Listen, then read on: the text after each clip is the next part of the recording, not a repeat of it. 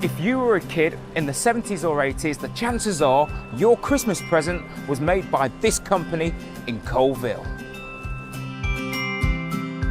There's a whole load of toys like Star Wars stuff, Care Bears, remember Action Man?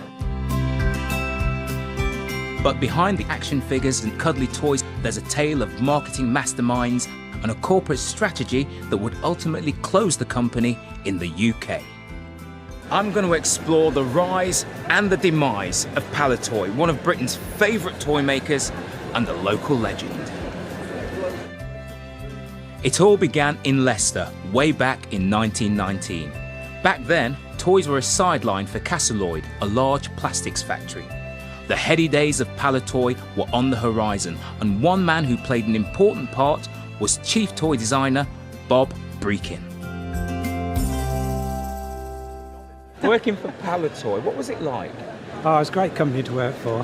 When you look back at it in hindsight, you think, well, it was a bit more than a job.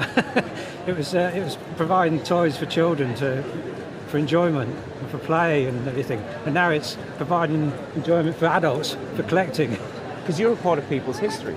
Yeah, it's part of history, yeah. I mean, you can see it around here, can't you?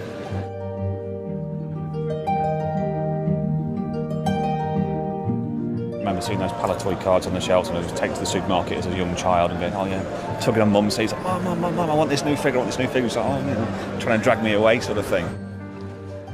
You just grow up and you want to relive that, and it just takes you back to when you were that young. And I think that's worth its weight in gold more than anything. So. The Palitoy name was a nod to Alfred Pallet, the company founder. And during the post-war years, it had some great selling products, manufacturing everything from beach balls to dolls. Plastic was a fantastic product for making toys, and with sales strong, the business expanded. It attracted attention from overseas. Only 20% of viewers subscribe to the channel. So please don't forget to like and subscribe. And the best bit, it's free. In 1968, Palitoy, which was based here, was sold to the American food giant General Mills, who already owned other large toy producers. In the 70s, it meant expansion, over 1,000 staff and sales topping 20 million. It was boom time for Toy Town, Colville. I'm visiting the old factory with some former employees. It's been 30 years since they've been back. The buildings are the same, obviously things are different, but for me personally, it's a very strange experience being back here after all that time. It's a huge part of your life, isn't it, this? Yes, it was, yes. And it was probably the most enjoyable part of my life, and far and away the most enjoyable job I've ever had. Dolls were always big business, and arguably Palitoy's finest was made for a boy. But you could never call this chap a doll. He was an action figure. Launched in the UK in the mid-1960s, Action Man was originally based on the American toy G.I. Joe.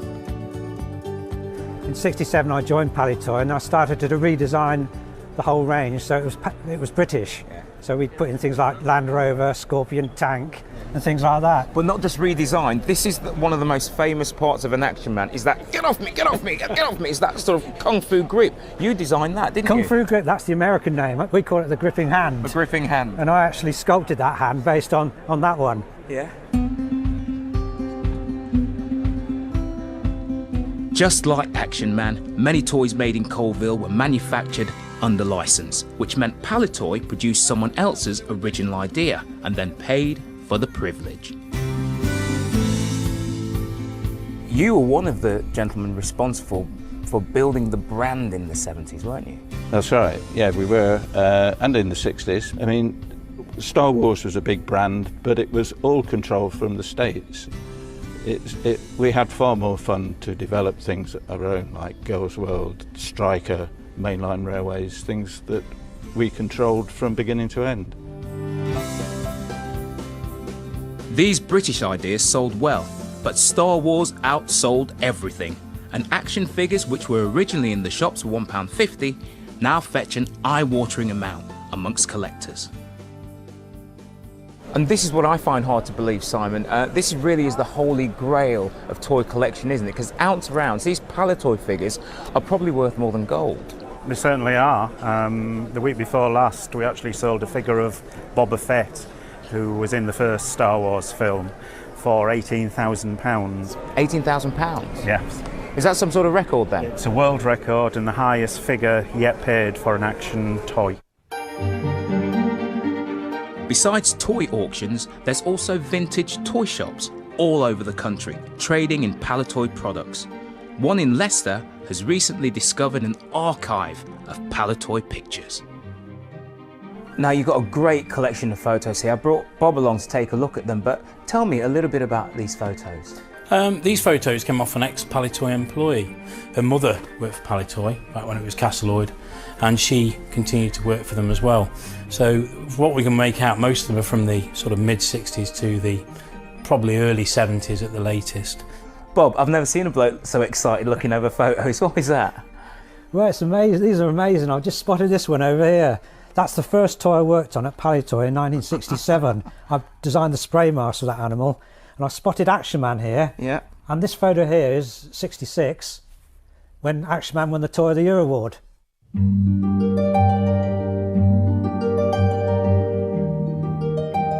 Palitoy, for me, it's the history of the company, the heritage, as well as silly little things like the actual logo. I love that logo. Maybe it's because it's part of my childhood and it's something I look back on. That's what nostalgia is, isn't it? But essentially, we look back on something and go, oh, that was nice.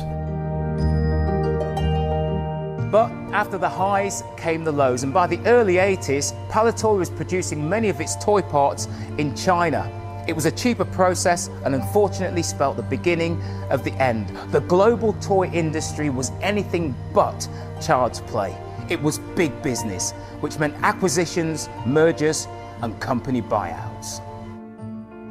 With plastics production being sent overseas, operations in Colville were winding down, and by 1982, 450 jobs had been cut. What was it like at the end?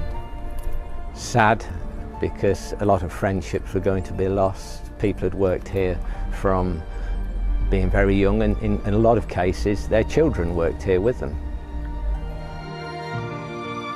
When I started, it was a great place to work with. When I left, it wasn't as good because we were dictated to from the States, so it hadn't got the same feel at all. Palitoy finally closed its doors in 1986. Some of its toys are now being produced by new firms and its remaining stock sold on. But to wrap up this story, I've come to Quorn in Leicestershire, where the legend lives on. This was a company that produced dozens of big names in its time, from Tressie to Tiny Tears, Spygraph to Star Wars. But for many, Action Man is how it'll always be remembered. It's the annual gathering for this action figure, and a nice way to end our toy story. My partner's 45, he's still living and playing with his Action Men, so it's an opportunity for him to still indulge in that. Can I interest you in this? Go on, seriously, look. Have a play with that. Go on. It's got to be one of the best for its time. I think nowadays they would struggle to sell the sort of Action Man type figures, but because of the way everything's changed with electronics and gaming, but I think for its time it was well ahead of its game.